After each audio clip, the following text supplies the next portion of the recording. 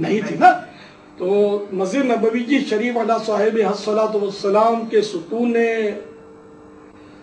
عالی شان جو تھے وہ کھجور کے درخت کے تنوں پر تنے تھے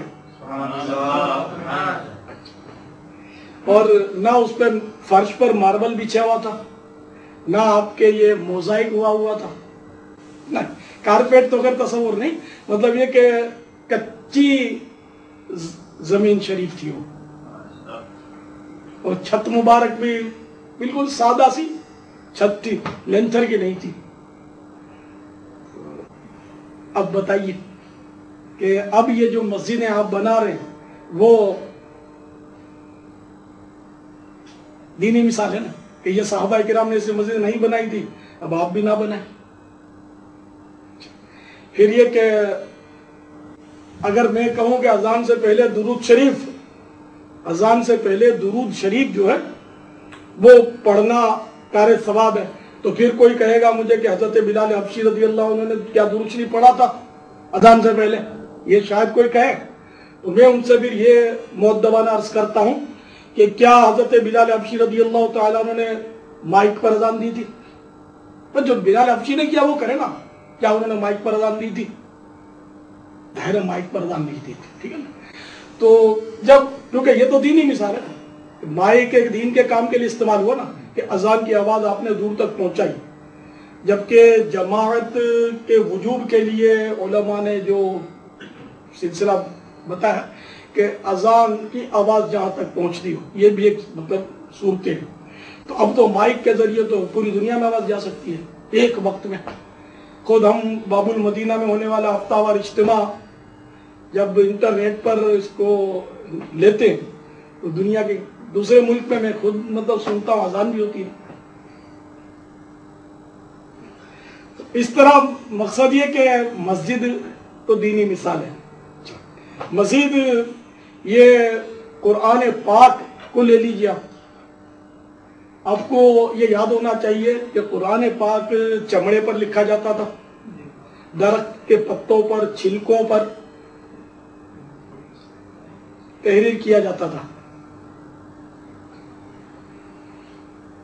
اور قرآن پاک کی آیتوں پر اعراب تو بہت مشہور ہے کہ اعراب حجاج بن یوسف نے لگایا.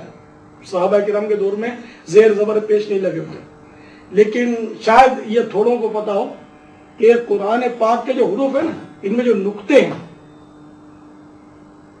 با کے نیچے ایک نقطہ، تا کے اوپر 2 نقطے، سا کے اوپر 3 نقطے، جیم کے پیٹ میں نقطہ، ہا کے اوپر نقطہ ہو گیا تو خا بن گیا، عین بغیر نقطے کا سر پر اگر نقطہ سج گیا تو غین بن گیا. یہ آپ کو تعجب ہوگا، کوئی ثابت کر دے اگر آپ میں سے تو میں انشاءاللہ مان جاؤں گا کہ اس دور میں، صحابہ کرام کے دور میں، قرآن پاک میں کہیں بھی نقطے نہیں تھے،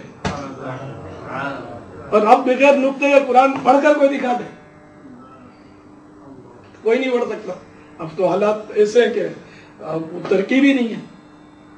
تو اب یہ دینی مثال ہے، یعنی کہ قرآن پاک کے نقطے تو بعد میں علماء نے لگائے، بعد والوں نے، صحابہ کرام نے نہیں لگائے. اسی طرح یہ جو پرنٹنگ ہو رہی ہے اب، اور ایک سے ایک دیدہ زیب پرنٹنگ ہو رہی ہے، چھپائی ہو رہی ہے، یہ پریس کہاں تھے پہلے؟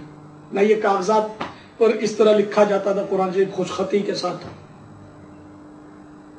تو یہ سب بات کی ایجادیں، یہ دینی مثالیں ہیں. تو صحابہ کرام کے دور میں یہ قرآن شریف تھا، اور پھر بعض اوقات کوئی دلیل دو تو اگلا بولتا ہے کہ بخاری شریف کی ہم کو دلیل دو. تو پہلے اس کی خدمت میں عرض ہے کہ پہلے یہ بتاؤ کہ کیا بخاری کس صحابی نے لکھی ہے؟ بھائی یہ تو بتاؤ، بخاری کی دلیل تو آپ مانگ رہے ہو، کس صحابی نے لکھی ہے؟ یقیناً کسی صحابی نے نہیں لکھی. بخاری کی تو بہت بعد میں لکھی گئی. اسی طرح آپ بولو سیاہ ستہ کی دلیل دو، تو سیاہ ستہ بھی یہ سب بعد میں مدون ہوئی ہے.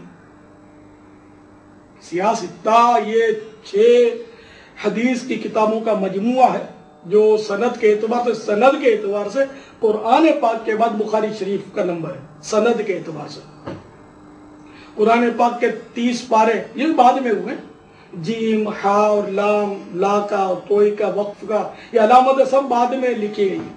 تو جس طرح قرآن پاک کے 30 پارے ہیں، آپ کو معلوم ہونا چاہیے بخاری شریف کی بھی 30 پارے ہیں اور یہ بعد میں لکھی گئی ہے، اور کسی نے بخاری شریف کی مخالفت نہیں کی کہ یہ بھائی یہ نئی چیز ہے، اگر یہ کوئی اچھا کام ہوتا تو صحابہ کرام کر کے جاتے ہیں، تم لوگ کیوں کر رہے ہو؟ نہیں چاہیے بخاری شریف، نہیں چاہیے مسلم شریف، نعوذ باللہ، کوئی بھی نہیں کہتا۔ تو آخر جشن ولادت صحابہ کرام میں موجودہ انداز میں نہیں تھا تو یہ آپ کو نہیں چاہیے۔ اذان سے پہلے درود شریف صحابہ کرام کے دور میں مروج نہیں تھا تو یہ آپ کو نہیں چاہیے، تو پھر آپ کو بخاری شریف کیوں چاہیے؟ پھر چھپا ہوا قرآن شریف کیوں چاہیے آپ کو؟ اسپیکر پر اذان دینا آپ کو کیوں چاہیے؟ اسپیکر پر خطبہ دینا، یہ مائک پر خطبہ دینا آپ کو کیوں چاہیے؟ مائک پر آپ کا خطاب وہ بھی اردو زبان میں کیوں چاہیے؟ عربی میں خطاب کرے، عربی میں بیان کرے، وہ تو صحابہ کرام کو عربی میں بیان ہوتا تھا، یہ بھی نئی چیز ہوگی نا۔ اردو زبان ان دنوں واللہ اعلم تھی یا نہیں تھی اس انداز پر۔ تو اس طرح بہت ساری باتیں جو ہے پھر تو یا بہت پیچھے چلے جائیں گے، ان مانو کر کہ بہت ساری چیزیں تھیں جو اس دور میں نہیں تھی۔ اندھیرے میں بیٹھے رہے، چراغ ٹمٹماتا رہے گا اور نمازیں پڑھتے رہے، تلاوتیں کرتے رہے اس میں۔ تو بہرحال میرے پیارے پیارے میٹھے میٹھے سے بھائیوں، قاعدہ یہ نہیں ہے کہ صحابہ کرام کے دور میں فلاں چیز تھی اور فلاں چیز نہیں تھی، یہ قاعدہ نہیں ہے۔ قاعدہ یہ ہے کہ شریعت نے منع کیا ہے یا نہیں۔ شریعت نے منع کیا ہے وہ منع ہو گیا، شریعت نے اجازت دی ہے تو اجازت ہو گئی، شریعت نے خاموشی اختیار کی تو جائز ہو گئی، مباح۔ تو اس لیے موجودہ انداز جو ہے جشن ولادت کے منانے کا، اس میں بعض شرعی اغلاط بھی پائی جاتی ہیں، اس کا بھی انکار نہیں ہے۔ تو جو غلط کرتا ہے وہ غلط ہے۔ مثلا بعض لوگ موسیقیاں بجاتے ہیں، جشن ولادت کے موقع پر جو جلوس نکلتے ہیں وہ موسیقی بھی بجاتے ہیں۔ تو یہ بعض لوگ ایسا کرتے ہیں، جٹ قسم کے ہوتے ہیں، سمجھدار لوگ ایسا نہیں کرتے۔ تو موسیقی اگر بجاتے ہیں تو وہ غلط کرتے ہیں، حقوق عامہ تلف کرتے ہیں جو لوگ، وہ بھی غلط کرتے ہیں۔ اور جو شریعت سے نہ ٹکرانے والے انداز میں یہ کام کرتے ہیں وہ اچھا کرتے ہیں۔ تو اس طرح کی بہت ساری چیزیں اگر مثال دینے جائیں نا تو بہت ساری چیزیں۔ اب یہ کہ سبز گنبد شریف کی زیارت کس کس نے کی ہے؟ گنبد خضرا کی، سبحان اللہ، کتنے اسلامی بھائی ہاتھ اٹھا رہے ہیں، الحمدللہ، سبز گنبد کی ہے نا مدینہ شریف میں جا کر۔ تو کوئی ثابت کر دے کہ صحابہ کرام کے دور میں سبز گنبد تھا، تو خوشی خوشی آپ سبز گنبد کی تو زیارت کر رہے ہیں۔ صحابہ کرام کے دور میں تو سبز گنبد تھا نہیں، بلکہ شروع میں جب گنبد بنا بھی صدیوں کے بعد بنا ہے تو وہ بھی سفید تھا، سفید بھی رہا ہے، پیلا بھی رہا ہے اور رنگ برنگی بھی رہا ہے، جس کو آپ لوگ ٹیکنیکلر بولتے ہیں۔